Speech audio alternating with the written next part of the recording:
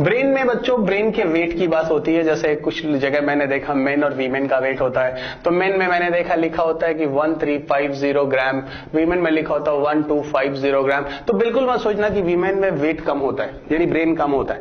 वो वीमेन का जो स्कल होता है ना या फेस वाला पूरा का पूरा है ना, ये छोटा होता है, अंदर एरिया वाइज टिश्यू गैप कम होता है, तो ब्रेन का वेट कम होता है 1250, जबकि मेन में 100 ग्राम ज्यादा है 1350।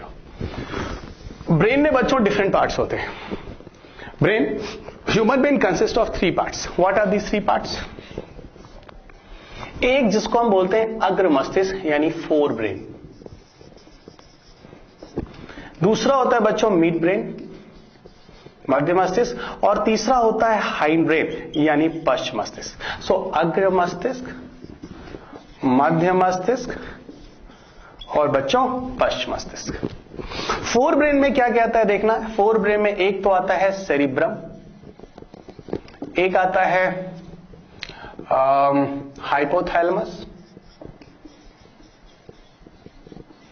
तो एक आता है सेरिब्रम और एक आता है थैलेमस, हाइपोथैलेमस। थैलेमस और हाइपोथैलेमस है ना, हाइपोथैलेमस ही रहने तो कोई जरूरत और नहीं है। मिड ब्रेन में आता है बच्चों टेक्टम और टेगमेंटम, टेक्टम और टेगमेंटम आता है। और अगर हाइंड ब्रेन में देखोगे तो यहां तुम्हें मिलेगा सेरिबलम, पॉन्स और medulla oblongata.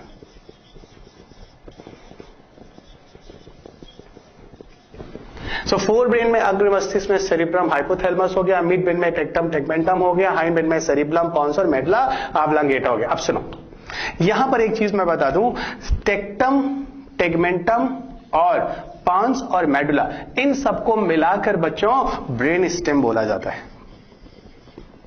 So brain stem में क्या आता है, ये टेक्टम, टेगमेंटम, पॉन्स और मेडुला, यानी पूरा मिड ब्रेन और हाइंड ब्रेन सिर्फ सेरिबलम को छोड़कर। इन सब पे कुछ ना कुछ हिंदी नाम है, लेकिन वो हिंदी नाम थोड़े ज्यादा जटिल हैं, प्रमस्तिष्क, मस्तिष्क है ना, इस तरह की चीजें हमारे काम की नहीं है। अगर इन सारे के सारे पार्ट्स में जो क्वेश्चंस बनते हैं, तो आई थिंक तुम लोग ये क्लियर हो गए हो कि अग्र मस्तिष्क, मध्य मस्तिष्क, पश्च मस्तिष्क में कौन कौन से पार्ट होते हैं, ये सामने लिखे हुए हैं। अब इनमें से कुछ ऐसे पार्ट हैं जो हमारे एग्जाम के लिए जरूरी हैं, उन पार्ट का जरा हम लोग डिस्कशन ढंग से करते हैं, ठीक है ना। तो ब्रेन स्टेम में क्या होता है, ये पूरा का पूरा पार्ट है ना, और ये पूरा का पार्ट सिर्फ सेरिब्रम ब्रेन वाले में नहीं आता है, ब्रेन स्टेम में, ठीक है। अब सुनो, सेरिब्रम के बारे में सबसे पहले सुनो। Cerebrum is the largest in the brain. पूरे ब्रेन का सबसे बड़ा पार्ट जो होता है वो सेरिब्रम होता है। करीब करीब बच्चों 80% of your brain weight is because of cerebrum. जानते हो, तुम्हारा मेमोरी, तुम्हारा एक्सरसाइज है ना, तुम्हारा पूरा का पूरा कह लो कि तुम्हारा एग्जाम जो निकलेगा बच्चों, तुम्हारा तर्क वितर्क सूझबूझ अभ्यास, ये सब सेरिब्रम है।